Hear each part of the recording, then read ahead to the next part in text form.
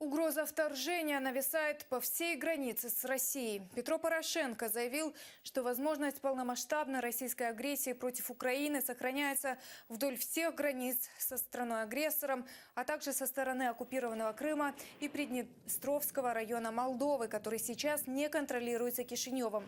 Президент Украины отметил, что Россия проводит ускоренную милитаризацию оккупированных территорий.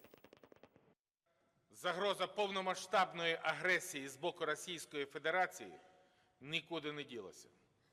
І ця загроза не лише сочиться через неконтрольовані нами прикордонні ділянки на Донбасі.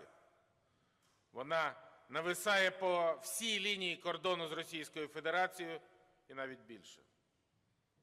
Що переконує нас у ворожих намірах Російської Федерації.